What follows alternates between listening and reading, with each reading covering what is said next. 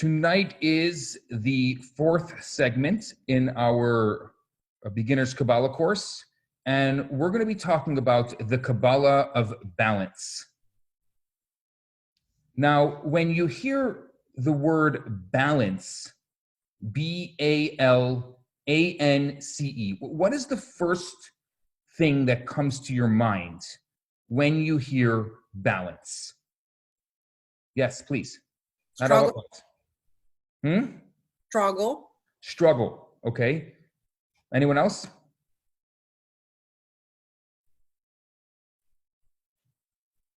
If you're, unmute yourself.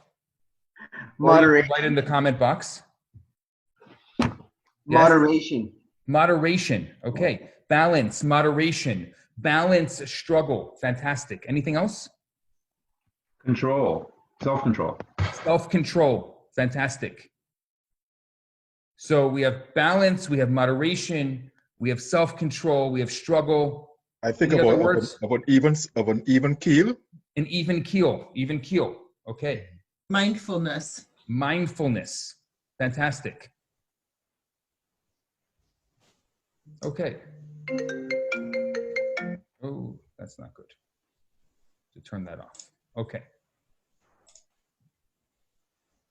So if someone says that they're trying to achieve balance in their life, what does that tell you? What do you think if someone is saying, I am trying to achieve balance in my life? They're trying to get their life under control, at least. Okay, trying to get your life under control. Any other ideas? To me, they must feel that they're out of balance, like something, they don't feel comfortable, something's not right. Something's not right. So they're feeling out of balance, which means that they need to bring themselves into balance. Yeah. Maybe too many extremes. Mm-hmm. So they're going from one extreme to another? Yeah. Okay. Yeah. Order to chaos, or chaos to order, harmony, right? Compensates, what's happening in their lives. Absolutely. Would you say that you're trying to live a balanced life? If someone were to ask you, are you living a balanced life? Would you say, I'm trying to live a balanced life? Yeah. Yeah? Yeah, because my life is not balanced at the moment, so I'm working at that. So you would admit that your life is not balanced at the moment, and you're working towards living a balanced life. Yeah. Okay, I see a lot of heads nodding. Yeah. We hear it a lot. We hear it a lot. You know, you need to get work-life balance. You need to, so balance. It's a common concept right now where one is sacrificed to the excess of the other. So like Marisa's saying, that we see this so much, this work-life balance, and there's this is a word that's kind of flying around, I would say, the self-help world, this idea of balance and bringing ourselves into balance. You want to say that my life is happy, that my life is exciting, that my life is lovely. Kabbalah is actually quite concerned with the word balance, because Kabbalah wants us to live a balanced life. And the word is going to come up very often in the writings, trying to find a middle ground, trying to find a balance. And balance implies that there's two sides. For example, last week we spoke about two souls, right? There's an animal, primal soul, and there is a godly soul. So, somewhere in between the two, we would say there's two sides. They're both fighting over mastery of what we call the small city. They're fighting over mastery of the person. And so therefore, we would try to say that the ideal place for them to be is to try to find balance. Now, I'm going to start tonight with what I believe is the most important thing that you are going to learn about balance, and the rest, as they say, is commentary. The most important thing that you're going to learn tonight is that if you want to achieve balance in your life, you cannot try to achieve balance in your life. If you want to achieve it, you can't try to achieve it. If you want to achieve balance in your life, you cannot strive for balance. What is the secret? You must go to the opposite extreme.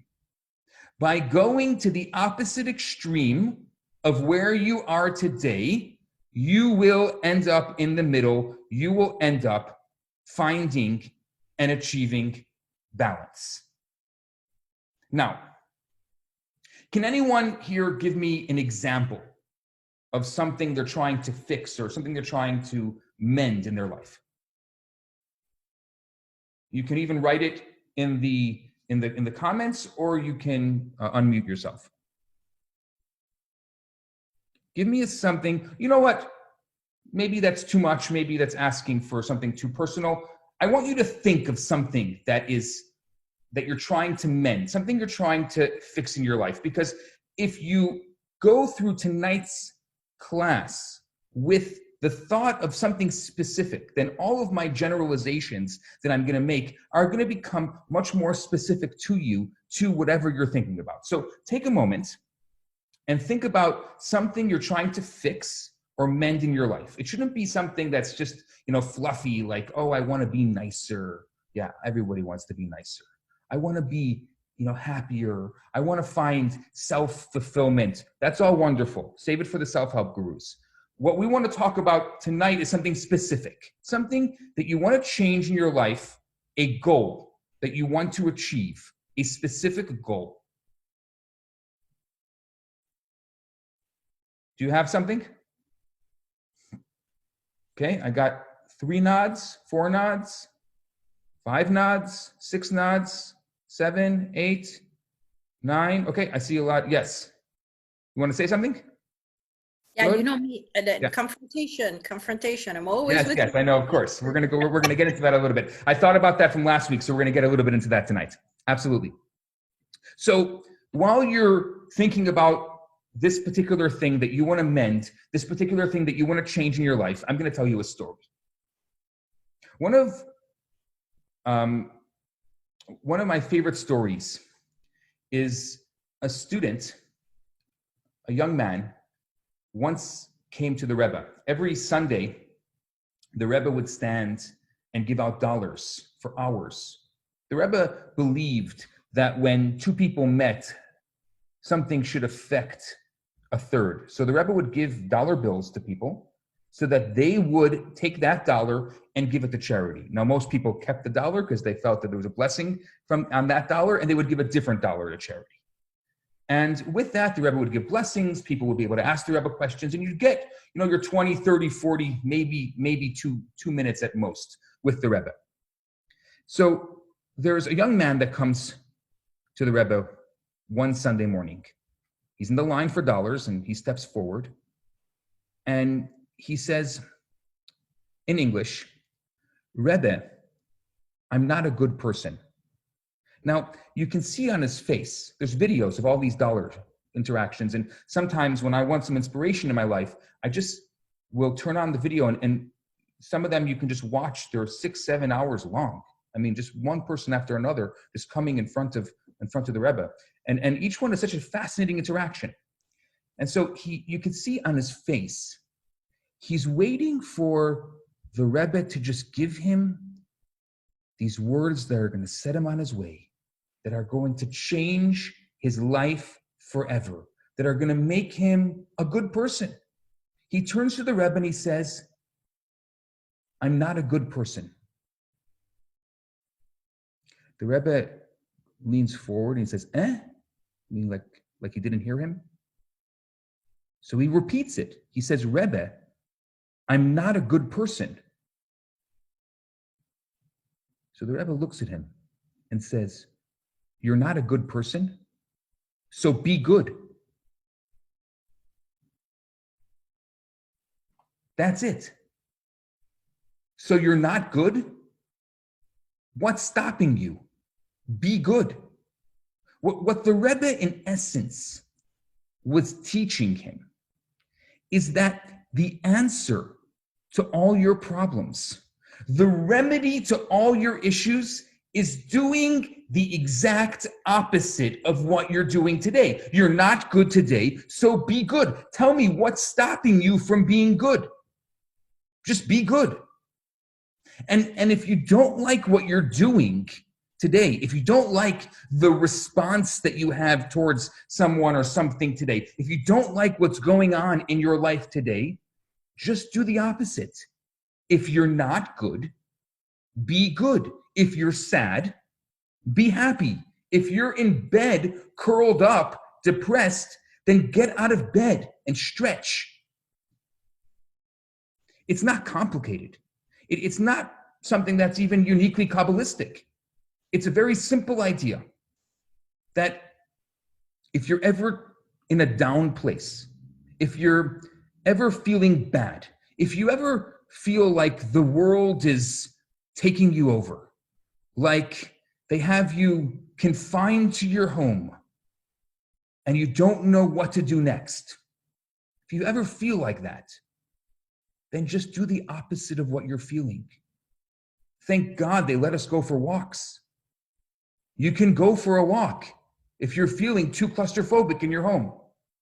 If it's too much, make it too little.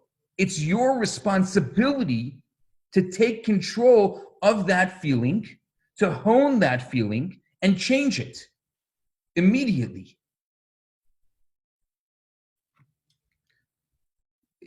Yes, please.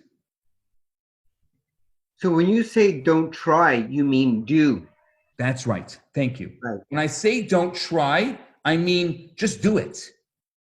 It may have been the greatest marketing slogan of all time. Just do it. And it's like a little chauffeur. That's cute. That's it. It's not complicated. Actually, I would say that it's oversimplified because it's not complicated. Contrary to popular belief, life is not complicated. And if you think that your life is so complicated, and if you think that you're the only person that ever experienced what you're experiencing, you're not unique. You're not as special as you think you are. I'm sorry, if your mother told you your whole life that you were special, then she's probably right. You are special in your own way. But maybe you're not as special as you think you are. And maybe someone else is going through the same exact thing or has gone through what you're going through, and they have succeeded. And you can say there's someone else that succeeded. Someone else did what I'm doing. Someone else went through my experience and they were successful. And me too. I will also be successful. So what do we say to the depressed person? We say simply, not so simple to say, not so simple to do. We say to the depressed person, stop focusing on yourself. Focus on someone else instead. You are going within. You're focusing too much within, too much on yourself. It's time for you to move outward. Focus on someone else. The opposite of depression is not happiness. That's a mistake. The opposite of depression is focusing less on yourself, more on others, giving to others. That's the opposite, which means if you take someone who's depressed and you say, I have a mission for you, go and do something for someone else, there's no way for them to stay sad in that moment. It may take a couple more times for them to get out of the depression. But in that moment, there's no way to stay sad when they're giving to someone else. The opposite of depression is not happiness. The opposite of depression is giving to others. So we know the illness. We want a remedy. We don't want to know the opposite emotion. We want to know the complementary emotion. We want a remedy to the illness. The illness is depression. The remedy is giving, because you can't be depressed when you're giving to others. So what we're going to do is put ourselves in a particular situation that is going to remedy the illness. And you can take any example. You can take an example of relationships. We're not looking for the opposite of who we are. We're looking for the complement of who we are.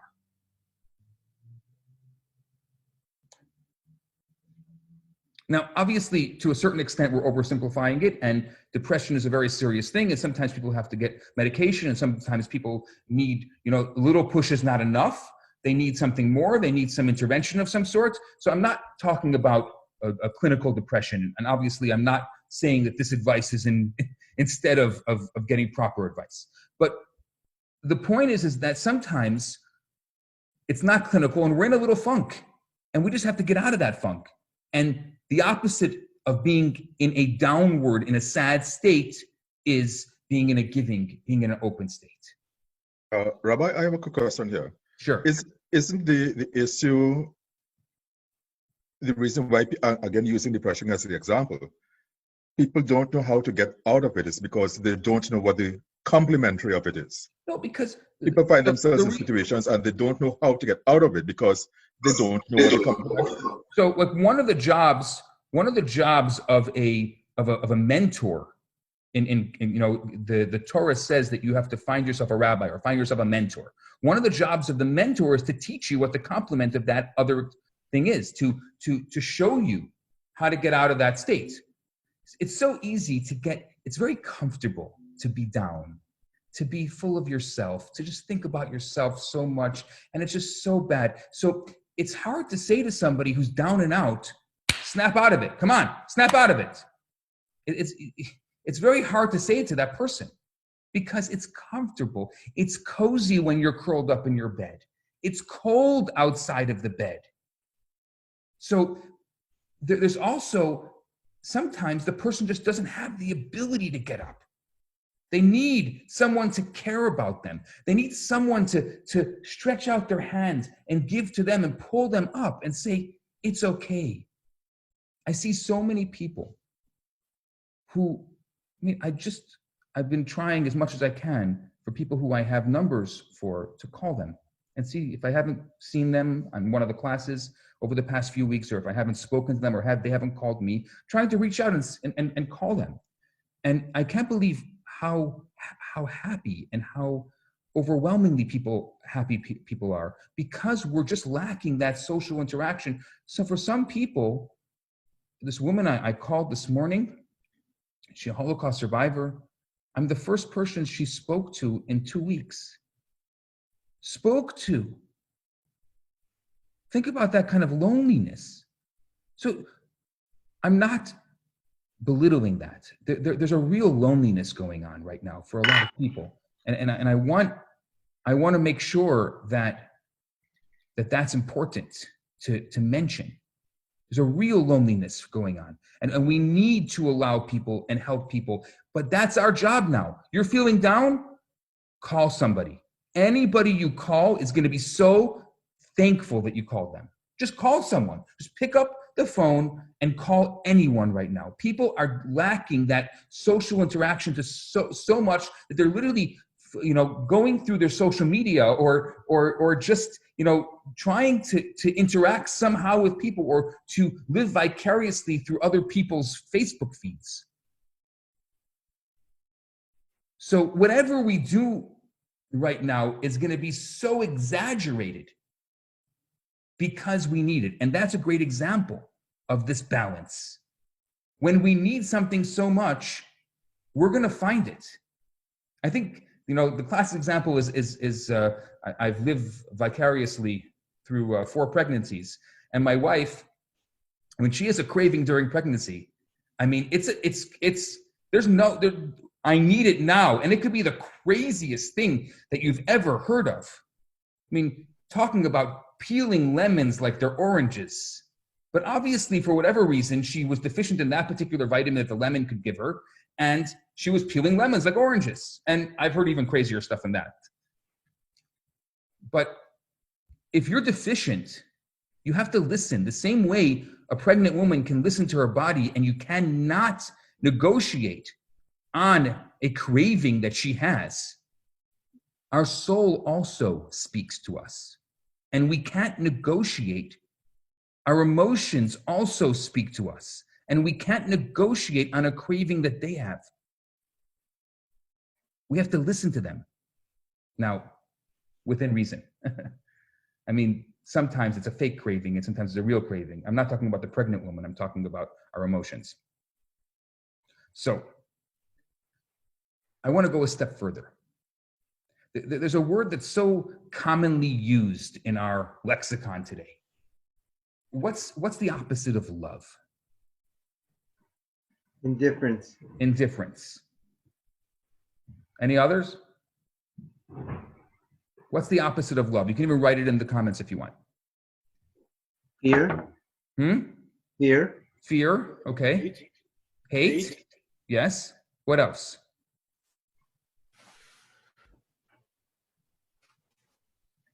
Yeah. Indifferent. Hate. What?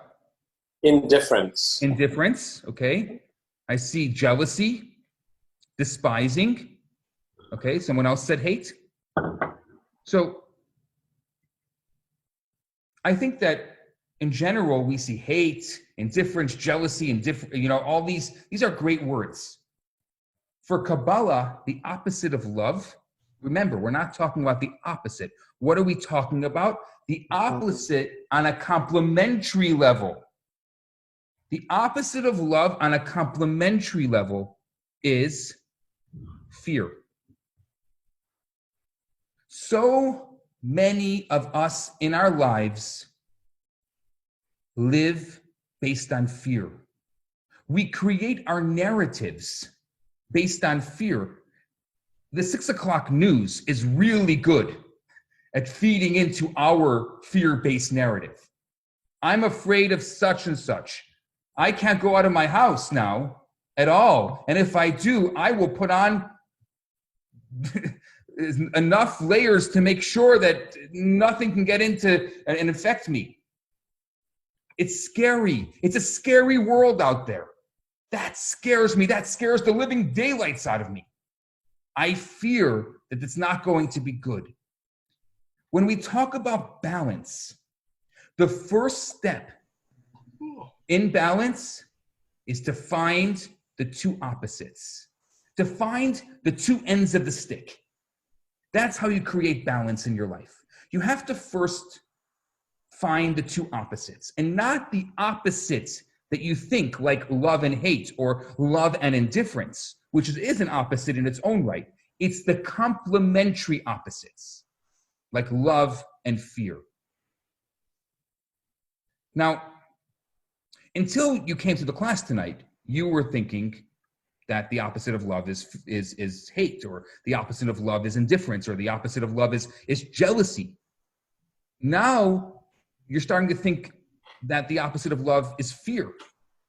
So, think about this. Do you fear more or do you love more?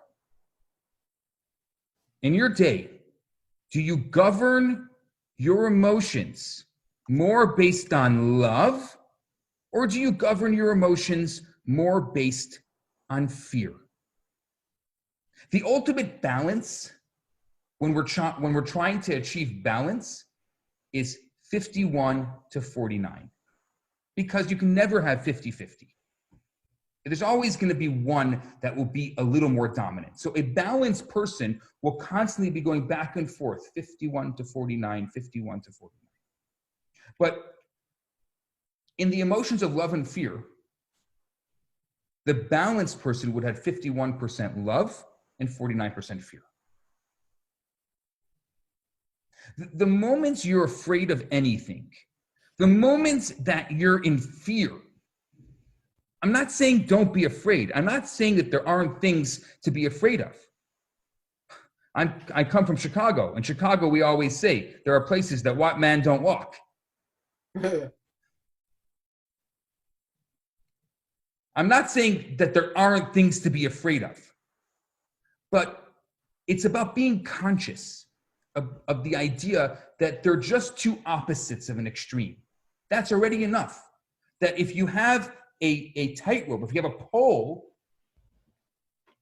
and you have a tightrope that is on two ends on either side of two sticks, then you have to know that there's two opposites of an extreme.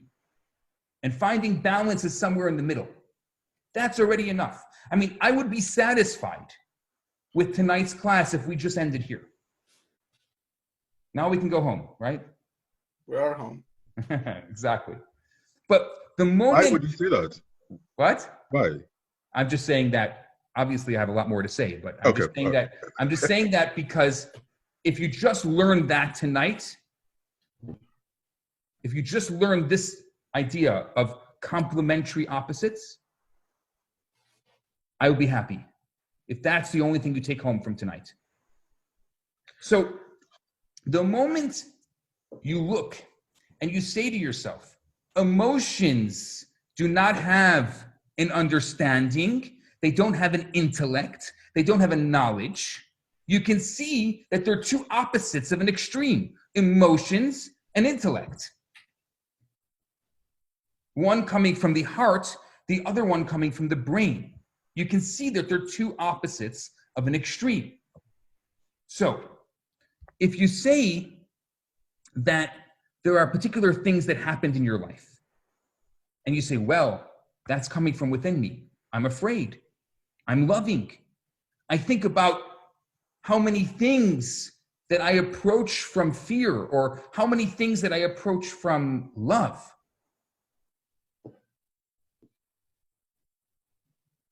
Perfect example. Marriage. I would hate to think that somebody would get married out of fear. I mean, it's true that some marriages don't work out. And it could be that a particular person is infatuated with someone and it's not real. But I would hate to know that somebody got married out of fear.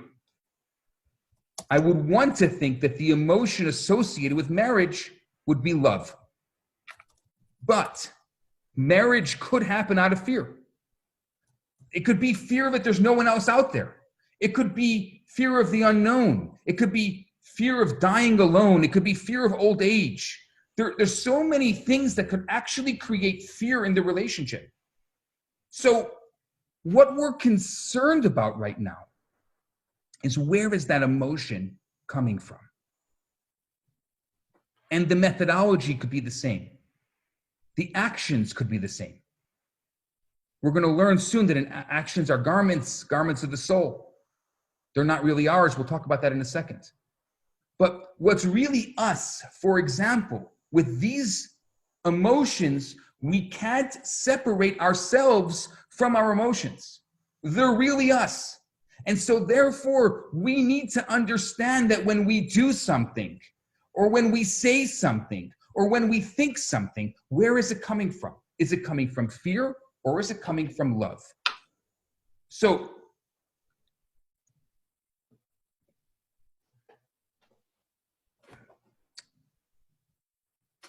I'm going to go a step further. I know some of you have been asking for more concepts. I'm going to give you another concept here. Do you want to know why the opposite of fear is not hate? Sorry, the opposite of love is not hate, and it's fear. In Kabbalah, there are two types of evil. The first type of evil is called, and I'll use the Hebrew term, and of course I'll translate it right afterwards, shalosh kalipot hatmeot, which means the three evil shells, the three evil kalipot, which is evil that can never be repaired. There's an evil in the world that could never be repaired. It's not very common, and most evil can be repaired. We'll talk about that in a second. But there is an evil that cannot be repaired. It's irreparable. It must be destroyed. Must. And then majority of evil is called klipat noga. Klipat noga is evil that can be transformed, that can be repaired. So I'll use an extreme example. ISIS falls into the category of an evil that can never be repaired.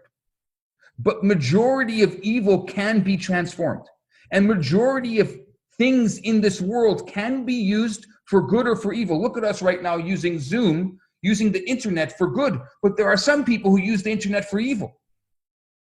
So we'd call the internet klipat noga. It can be transformed. It can be repaired. We can use it for good or for bad. So let's say somebody lied to you.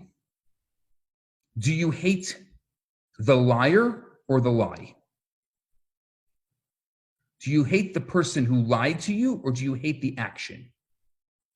So his soul, the person who lied to you, his or her soul, comes from the essence of God. We've spoken about this already.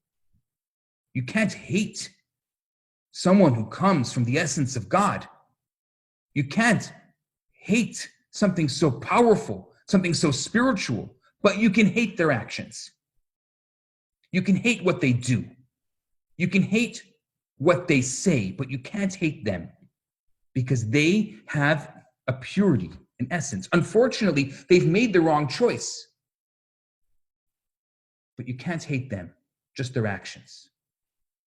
So once again, going back to love and fear as our example, because they're so prominent, they come up so much.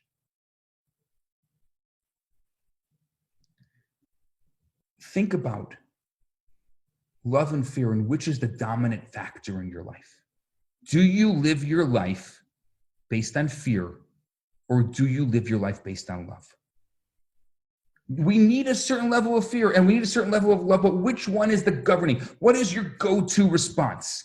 Is it a fear response or a love response? If you're someone who's more fear-based, well, what do? We follow the words of Maimonides and we go to the opposite extreme. So start working on being more love response. If you're one that's totally love response, you're just love, then start working on being a little more fear response. And you'll end up in the middle. You'll end up finding your middle, your balance. Okay, here's a story. One of my favorites. I've probably told this one to you before, but I just like it so much, I'm going to say it again. There's a story about a rabbi who lived in the former Soviet Union. His name was Reb Mendel Futafas. He passed away in 1994. And in the late 30s, when the previous Lubavitcher Rebbe was forced to go to the United States, he was one of the 5 rabbis who took over leading Chabad in the former Soviet Union. And of course, religion was considered an anti-government. And as a result, these rabbis who the government knew very well were running these underground yeshivas and underground schools and underground shuls and underground mikvahs, they got a special treating, let's just say. And this man, very short man, big bushy eyebrows. I remember meeting him. He was already well into his 90s when I met him. A fascinating human being, this short, stocky man.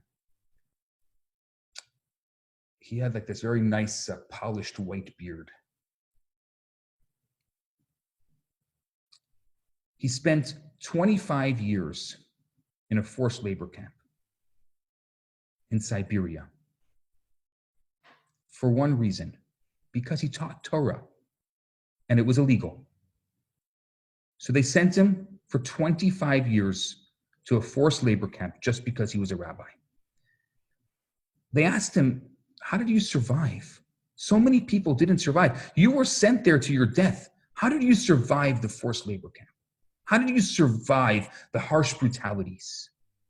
So he said there were 2 ways I survived. The first way I survived was through my prayer, through my faith, and he would recall that which he studied by heart, and he would recall that knowledge that he had acquired through the years. And the second, he said, was he would always get to know his cellmates. The prisoners that were there with him in Siberia, he'd always get to know them. He'd get to know his bunkmates. And he would always ask his bunkmates for stories. He would listen to the stories, and he would apply those stories to the Kabbalistic concepts that he held so dear. He would use them as analogies, as metaphors for his teaching, for his learning, and that is how he survived. And he would actually teach his bunkmates, who you can't imagine what a lot of them were there for, definitely not for spreading Torah and for being a rabbi. And he would teach these bunkmates how to better themselves and how to better their lives through their own stories. And he told so many of these stories over the years. There's a book that was written full of these stories. I would say this is probably one of the most famous of the stories that he told. He said that he was once a bunkmate with a circus performer, a tightrope walker. Now, this rabbi came from the shtetl. He never heard of a circus, and he never heard of a tightrope walk. So they're sitting in their cell after a long day of very hard, back-breaking labor, and this tightrope walker is trying to describe what it looks like to walk a tightrope. And he's explaining, I take the big rope and I tie it from one tree to the other, and I go across the tree. I go and I climb up. And there I walk across the rope. And this rabbi cannot fathom somebody walking across a rope suspended in midair. One day Stalin dies. And a couple of days later, they had something called May Day. And I think it still exists in many countries. And the guards decided to make that day, it was a celebratory day, to make that day a little lax. And they said, anyone who had a talent, you can do something, entertain us. So the tightrope walker asked if he can show everybody how he walks on a tightrope. And they said, okay. Now he was so excited because more than just being able to get back on the tightrope for the first time in 3 or 4 years, he could finally show this rabbi, who was his bunkmate for so long, what it looks like to walk a tightrope. And so he goes down to the cell and says, Rabbi, you got to come out. You got to come see my show. And the rabbi was hesitant. He was busy, lost in thought, in prayer. But the man had been speaking about it so much, he decided to come up and see the show. And so he climbs up on top of the tree. And in the beginning, it was very hard because he hadn't walked the tightrope in a while. And before long, he remembers everything, and he's dancing, and he's twirling, and he's doing his regular tricks on the tightrope. When he finishes, he comes off right away. Where does he run to? To the rabbi, to Reb Mendel Futafas. Rabbi, so what did you think of my act? Did you see it? Did you see what I just did? Yeah, the rabbi says, I saw it. It was good. It was very good. So, Rabbi, tell me, what do you think is the hardest part of the tightrope walk?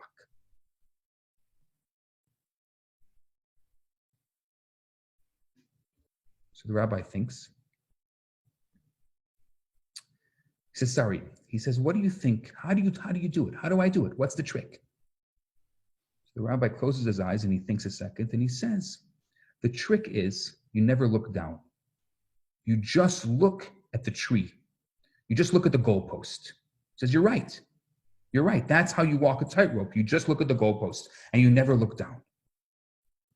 But Rabbi, tell me, what do you think is the hardest part of walking the tightrope?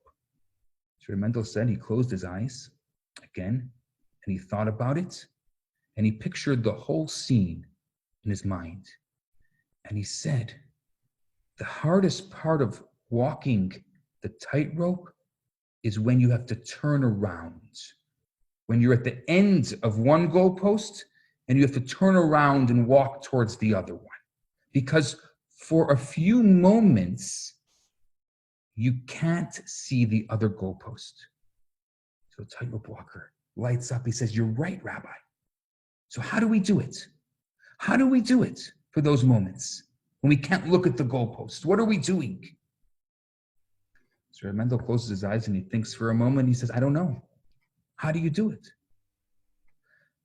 So a tightrope walker says to him, when we're turning, we just keep our eyes focused. And we know that in a few moments, the goalpost will come back into view. Mendel smiled and he said, such is the story of life.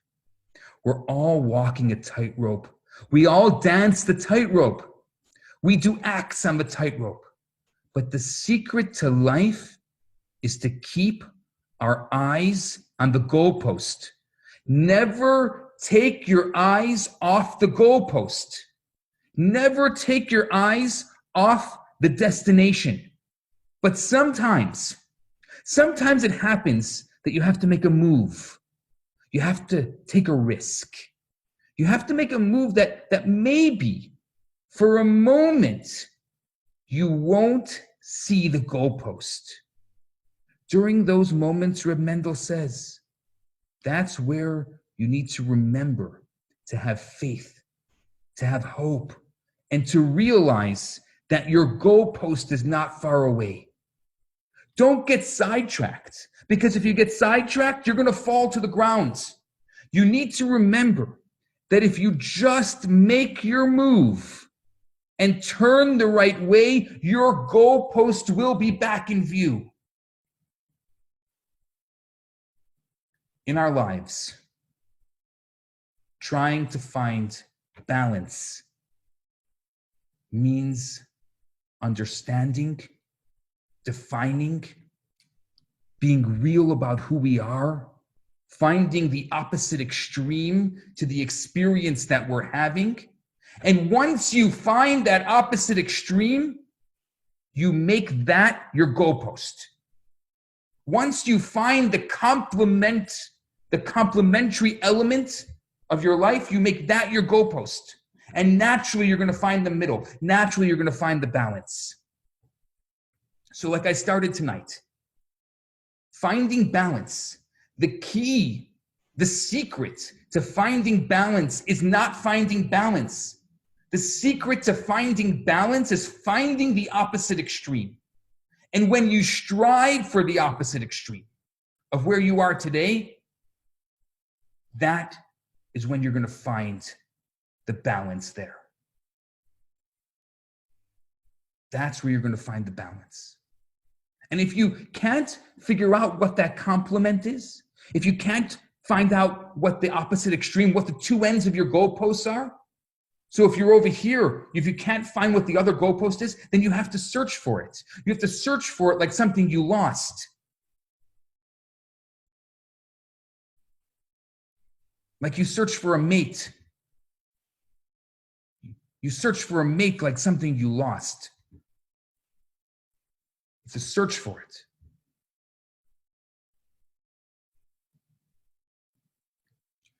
In a rush, in confusion, no one is able to serve their purpose on this earth in a rush. We've been given a gift right now, an incredible gift. I don't know if we're ever going to get this gift again. I'm not putting aside the tremendous loss and the suffering that's happening right now in the world. We pray for them. We'll dedicate our study to them. We'll dedicate our prayers to them. I'm not putting that aside. But we have been given a gift because so often, so much of our life is filled with rush and confusion. And right now, we have the ability to do the opposite of what we usually do. The complement, the opposite extreme of rush and confusion is slowing down completely. The world right now has forced us to slow down almost to a complete stop. There's no rush. There's no hustle and bustle right now. Actually, the best thing that we're supposed to be doing right now is stopping, doing nothing. We now have finally entered, for a moment, I don't know how long this is going to be, but for a moment we've entered the opposite extreme of everything we've been doing for the past number of years of our life. We don't have the societal rush and confusion. Maybe personally we're putting it on ourselves. I can't control that, or you'll have to do some soul searching for that. But society is not putting on that. We're not able to fulfill our purpose in this world in a rush, in a confusion. Human purpose is an exquisite balance of heaven and earth. The opposite extreme of heaven is earth. It requires feet firmly planted upon the ground and a clear head up in the air. It doesn't require us in a horizontal position. Purpose wants us in a vertical position, the head high up in the air, but the feet firmly planted on the ground. Which means head up in the air, feet on the ground, but eyes straight forward looking at the goalpost, like a tightrope walker. In a rush, the world is in control of you. Now we've been given a gift to slow down and take control of our world. This is it. This is it right now. We've never had this gift before, at least not in my lifetime, and we may never have it again, thank God. It's so easy to get caught up in the hustle and bustle of what happens.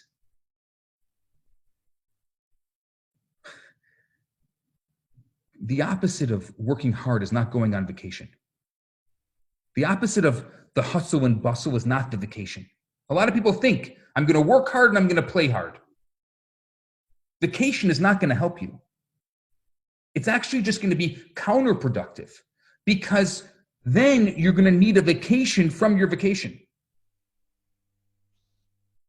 You're going to get back from the vacation and you're still going to be tired. You just removed yourself from the emotion. Now, it's a good first step. We spoke about this before. The iskafia, the removing yourself. That's a good first step. To remove yourself from something that's not working. If there's a hustle and bustle, remove yourself from the hustle and bustle. That's great. But then what are you going to do once you removed yourself? How is the transformation going to happen?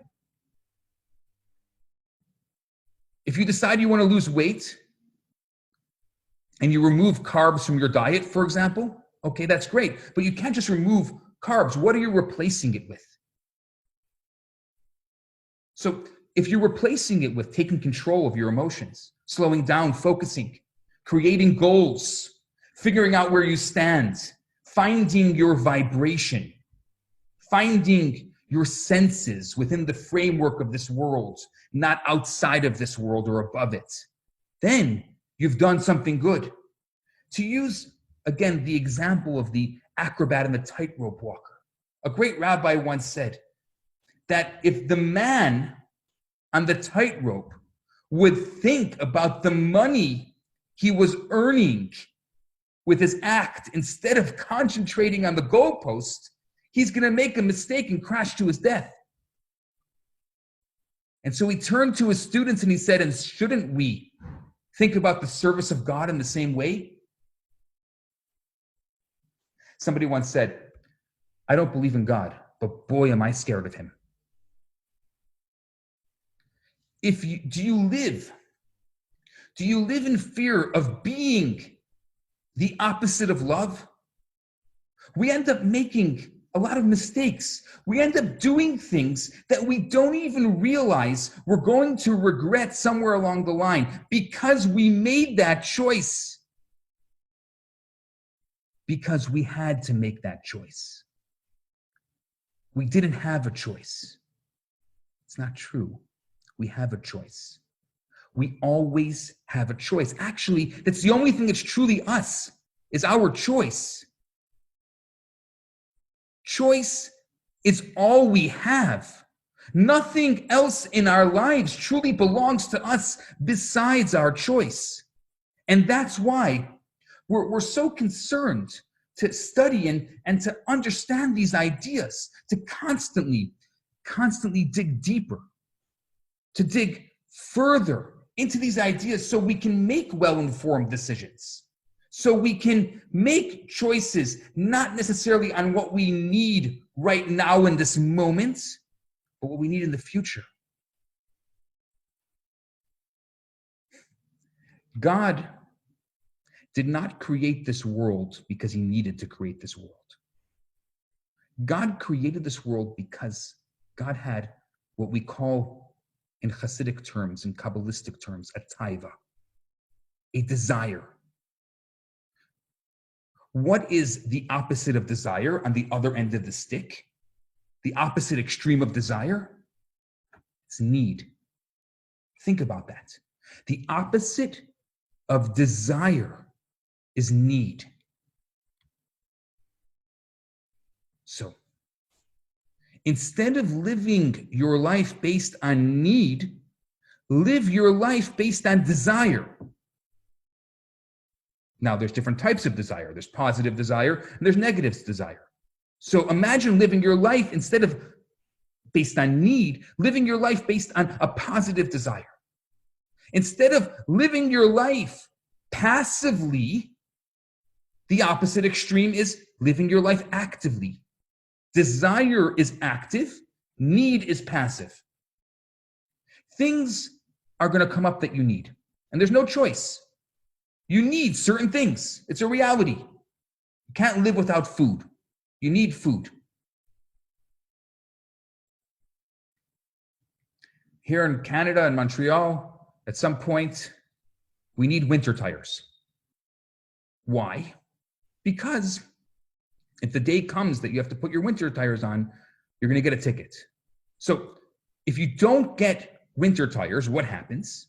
And you're driving your car and the police officer stops you, you say, well, I didn't get them.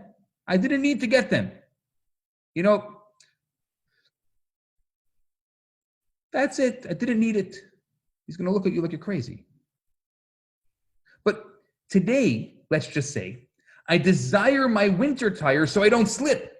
So my car doesn't slip or skid. And so I don't get a ticket. But today, it's a desire. And if I don't deal with it, it's going to become a need. So many things that today are a desire, if we don't deal with them properly, they will eventually become needs. So we want to deal with things when they're desires, not when they're needs. And that's why you're going to see all the opposites are really three-dimensional circles. They're not actually opposite ends of an extreme. They're actually opposite ends of the circle, if you can look at that. They're like opposite ends of a three-dimensional circle. Speaking about tires, Rabbi, Sure. if you've ever had the malchance of having to drive without winter tires and snow hits, you will have a taiva for winter tires, Exactly. but of the worst kind. That's right. As Maurice is saying, if snow hits, you're gonna all of a sudden have this newfound desire for your winter tires so you can get by. Now, we already spoke about this a couple of weeks ago. If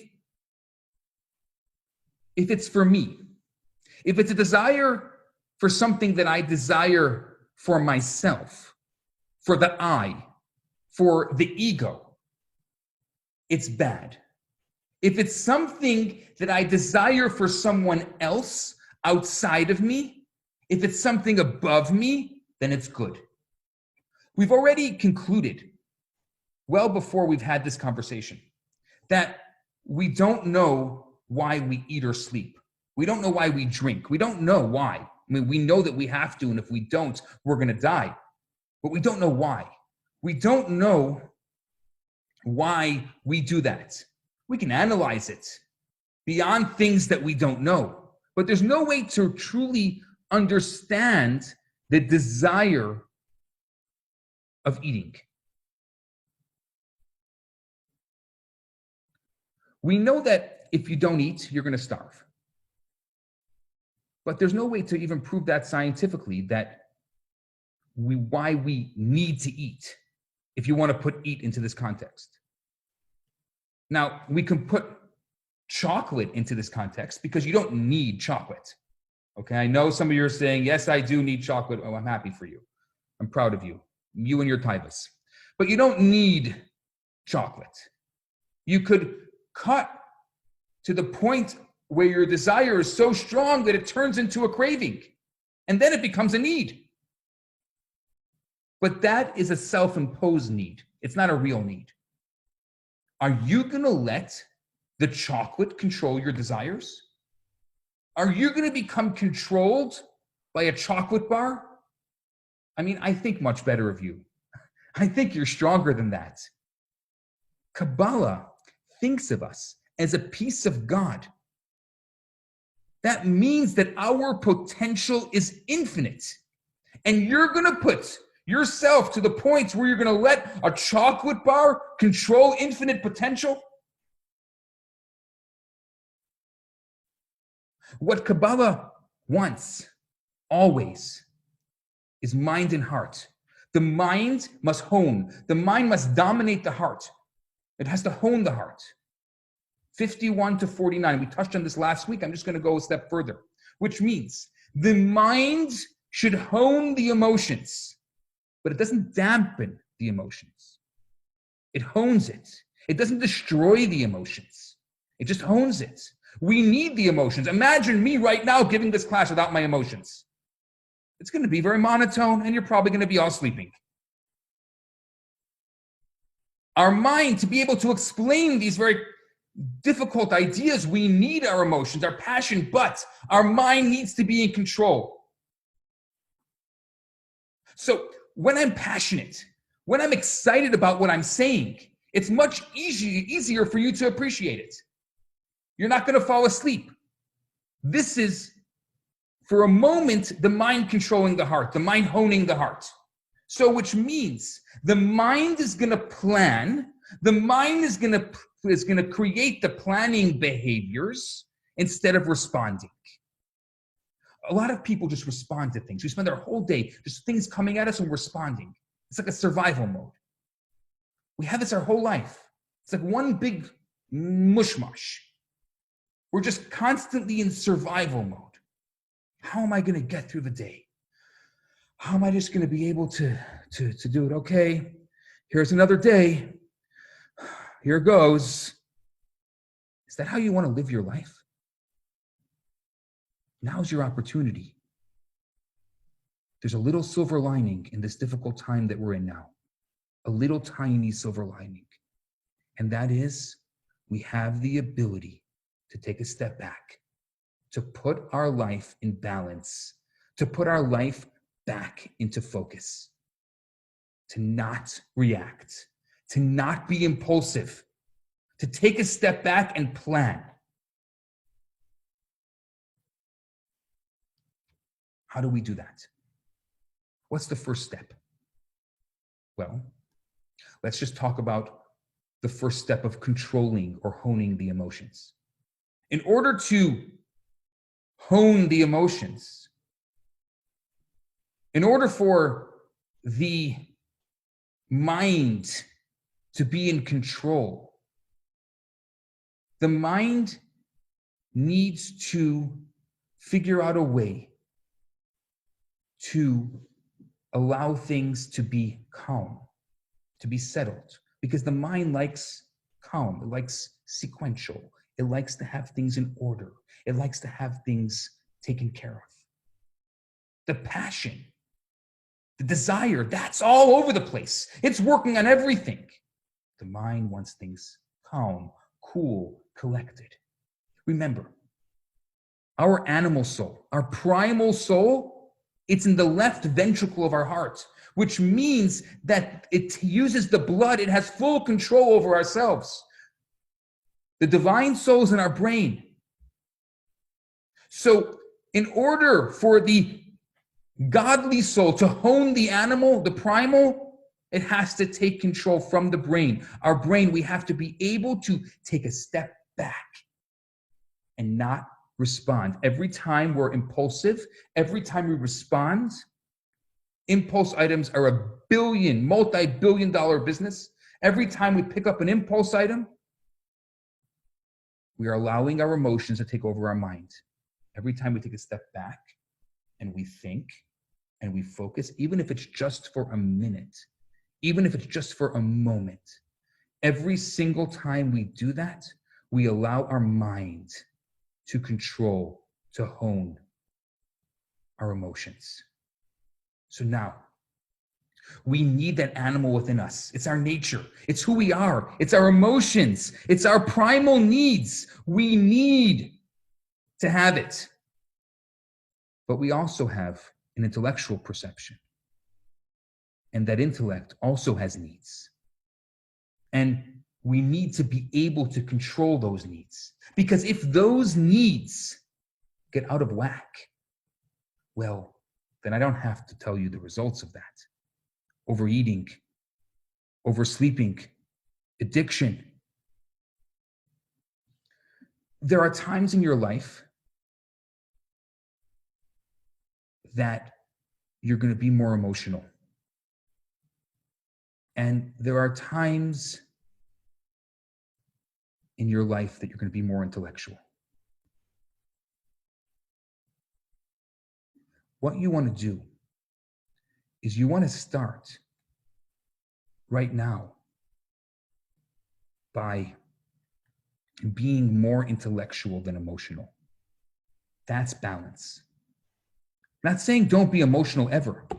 If you want to try to find balance, you need to be more, there needs to be more times that you're intellectual than you are emotional. That's when you're flowing with the rhythm of the music.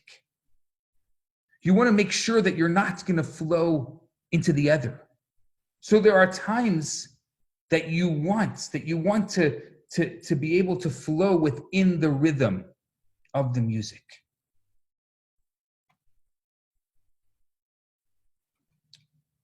Now, let's say you're a very emotional person. Let's say you want to become a little more intellectual. Or you're very intellectual and you want to become a little more emotional. That's balance, right? So you first need that knowledge. Am I more emotional or am I more intellectual? The mind and the heart, they make a good pair. The heart is an extremist. It's untamed. It's a single emotion will fill its entire space. And the mind finds balance and harmony even between two opposites. The mind is cold and aloof. For the mind's reality, it's its curiosity. But the heart lives in the world where things matter. There you go. Are you a very emotional person? Curiosity. Because curiosity is an emotion that's intellectual. Hone your emotions by using your curiosity. Never lose your curiosity. Some people say things like, trust your gut. Anyone here trust their gut? Trusting your gut, is that good or bad? You see, you can trust a gut that has been well tamed. If you have spent years taming your emotions, if you have spent years allowing your mind, your intellect to hone your emotions, then you're able to make good choices. And then your intuition will actually come out and you'll have a heightened awareness. Eventually, the more tame your emotions will become, the more your intuition will develop, the more you'll have a heightened intuition. So the mind and the thoughts. The mind is not thoughts. According to Kabbalah, thoughts are clothing. We call them the garments of the soul. There are 3 garments of the soul: thought, speech, and action. These are the ways that the soul expresses itself. The same way we have clothes. And depending on where you want to go, if you go to the gym, you put on gym clothes. If you go to the shul, you put on shul clothes. I hope we can go back soon. If you go to wherever you go out for a dinner date. I hope that happens soon also. Then you put on dinner date clothes. If you stay home, you wear different clothes. So the same way you have physical clothes, your soul has clothes. And thought, speech, and action are the way that your soul expresses itself. The way that your soul uses the eyes to see, uses the ears to hear, uses the mouth to speak, and the nose to smell. Our soul expresses itself through thought, through speech, and through action. These are not our own. They're not one with our essence. They are garments. The same way you can use your physical garments to look one way or to look another way, you can use your spiritual garments also. If they were the essence of who we are, they'd be one with us, which means you wouldn't be able to think one thing and say the opposite, or say one thing and do the opposite, or think one thing and do the opposite. You wouldn't be able to. That would be that would be psychosomatic. So the fact that they're not one with our essence, we're able to think one thing and do the opposite. Now, it all makes sense to me when it comes to speech and action, right? I do one thing, I say the opposite, and definitely my actions, I can believe that my actions are not part of me. I can believe that my words aren't even part of me. They're an expression of my soul. But my thought, how can you say that our thought is a garment of our soul? I mean, it's so much part of who we are. It's so much intrinsically part of us. We never stop thinking. Even when we're sleeping, we're thinking. We're dreaming thoughts. So how could Kabbalah, how could Hasidic philosophy be so bold as to say that thoughts are garments of our soul? That's all I have. That's all I have. No one knows about what I'm thinking. It's all I have. It's all that's mine. I mean, it's a big statement to say that thought is not mine. Yeah. Michael? Because the soul only comes to give and to learn.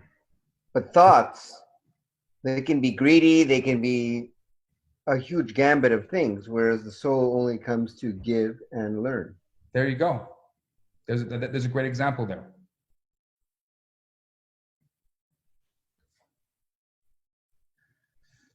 I'll tell you a story.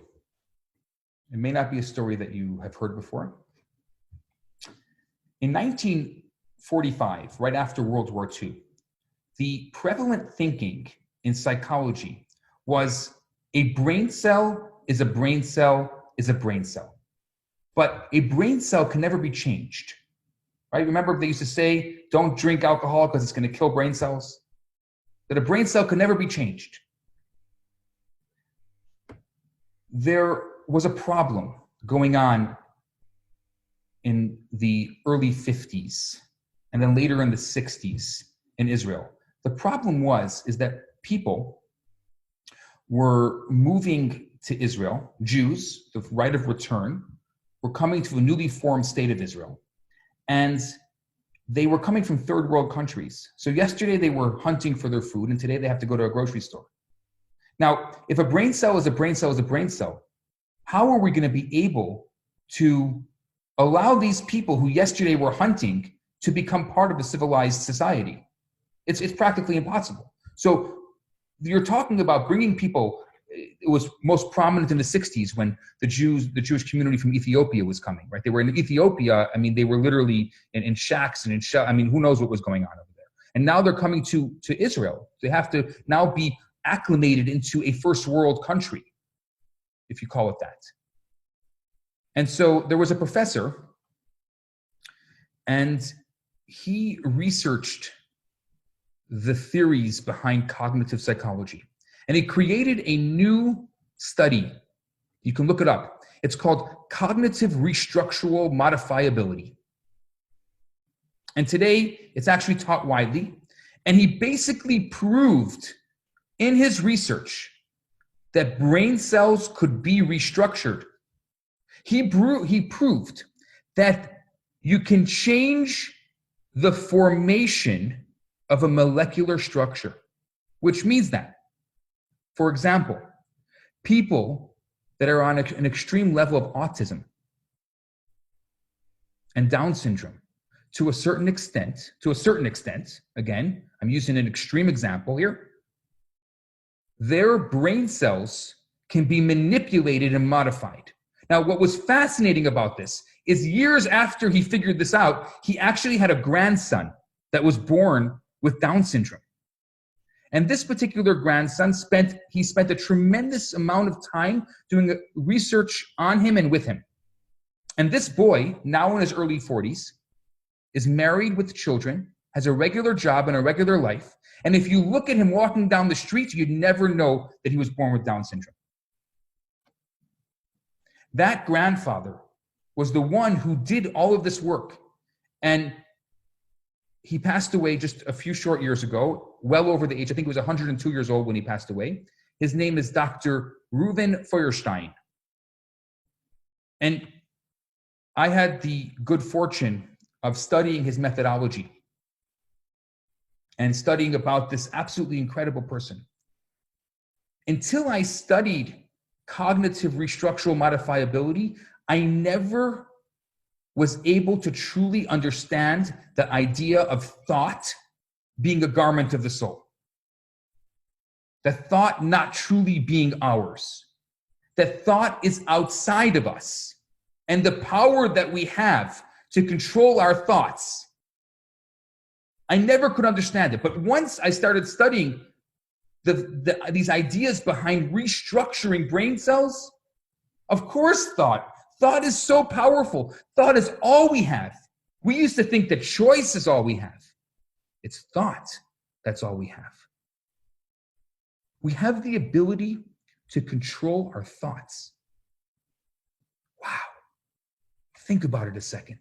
We so easily give the freedom to our thoughts. I can think whatever I want. No, we can't.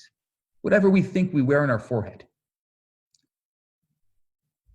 Kabbalah wants us to learn how to control our thoughts. We have a negative thought, get rid of it.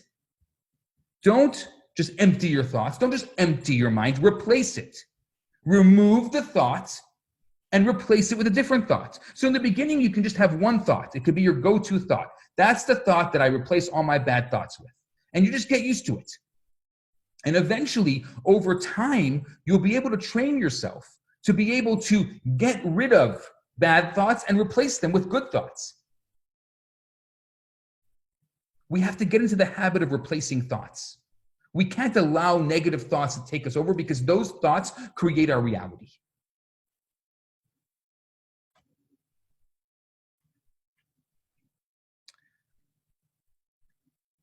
If you have to, you can take a step back. You could snap your finger. You can move away. You can move your head. You can smack your head if that's what you need to do. Now, do I have to define a bad thought?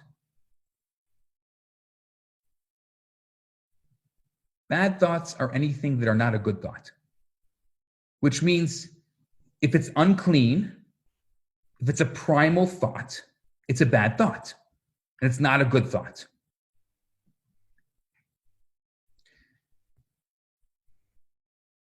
In our lives,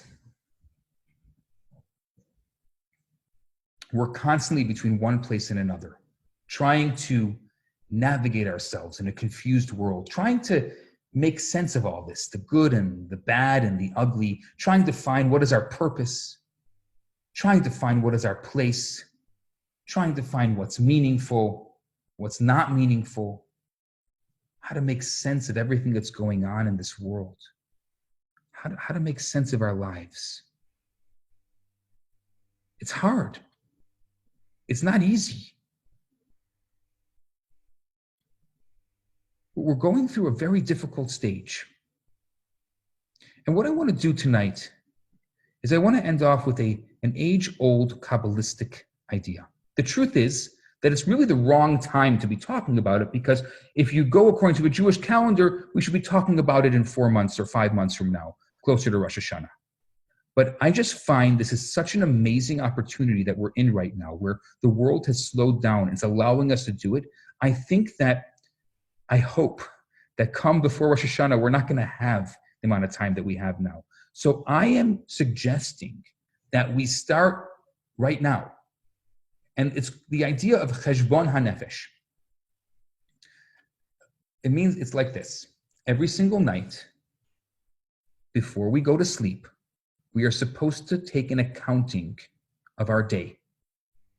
But part of taking that accounting, we can take an account of our emotions. Did we do good? Do we make good choices, bad choices? We can take all of those kinds of accounting, which is very, very important. But we also are supposed to look at our goals. Now, we're supposed to have daily goals. We're supposed to have weekly goals, monthly goals, and yearly goals. Before Rosh Hashanah, 12 days before Rosh Hashanah, we're supposed to go through each of the 12 months and do an accounting.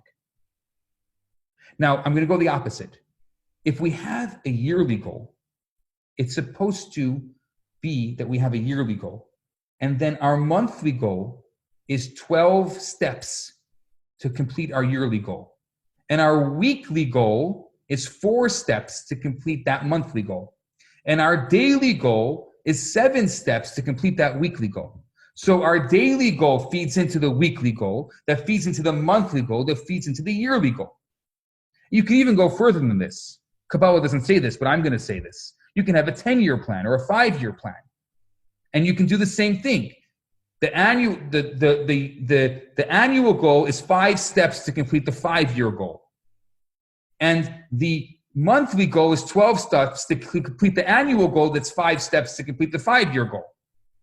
And your weekly goal is 4 steps to complete the monthly goal, that's 12 steps to complete the annual goal, that's 5 steps to complete the 5-year goal. You literally just start off from the top and you work your way down. Start off from the macro and you work your way down from the micro. So when you go to sleep at night, you review and you say, today, did I do my 1 of 7 to complete my weekly, that will complete my monthly, that will complete my annual, that will complete my 5-year goal?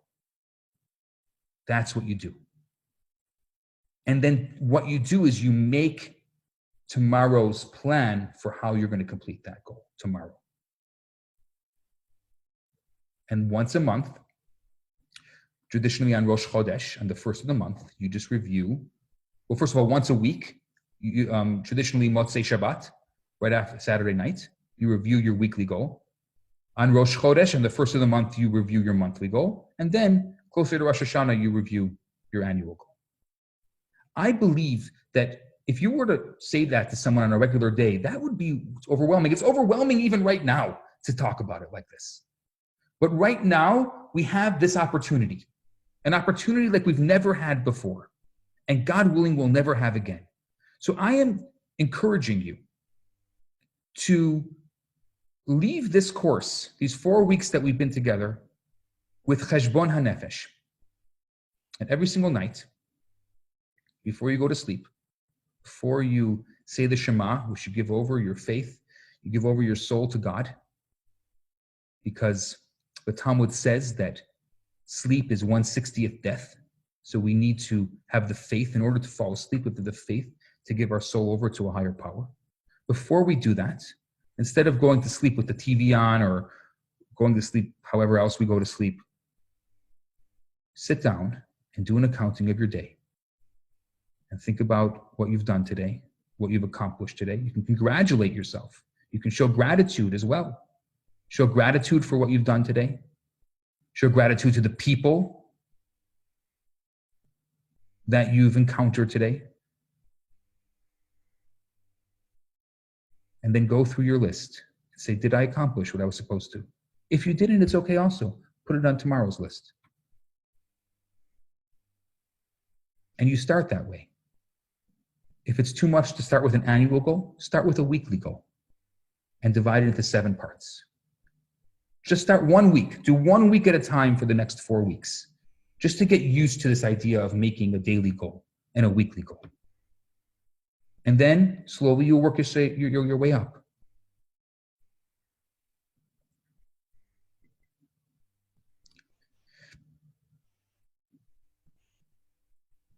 The key to all this is to constantly be able to review your goals.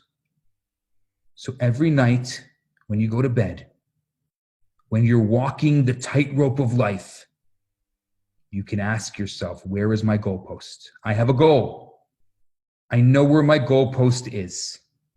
The goalpost can be 10 years from now. It could be 5 years from now. It could be 1 year from now, 1 month from now, 1 week from now. It could be tomorrow.